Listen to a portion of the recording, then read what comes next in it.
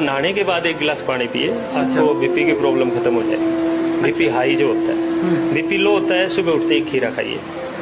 आपको कितना भी खतरनाक चर्म रोग है या बार बार पित्त उधड़ती है, शरीर में जलन होती है, या बार बार फोड़े फुंसी निकलते हैं, या एक्जिमा, कोड, सोराइसिस, कुछ भी हो गया है, आप 8 से 10 पत्ते शीशम के पेड़ के खाने शुरू कर दें। किसी से मत पूछिए, 90 दिन खाते रहिए, आपका बुरे से बुरा रोग खत्म हो जाएगा। अगर आपको डायबिटीज है, सबसे बुरी बीमारी है, आप दूध और गेहूं छोड़ दीजिए। हाँ, मतलब कई लोग हैं जो थोड़ा बहुत आटा में, बाकी और सारे समझौतावादी तो इतने हैं, इन्होंने तो अंग्रेजों को भी एडजस्ट कर लिया था। एडजस्टमेंट की थ्योरी है इनकी। अच्छा, तो एडजस्ट नहीं करना है, गेहूं छोड़ना मतलब छोड़ना है, जड़ तो छोड़ना है। हाँ, दूध छोड़ना मतलब छोड़ना है। दूध छोड़ दे जी, चाय पी ले, देखो सीधी सी बात है, दूध छोड़ दिया जी, चाय पी ले जी। कहा था सफेद दूध नहीं पीना, हल्दी डाल दे। हाँ, इसे भी है कि डॉक्टर दूध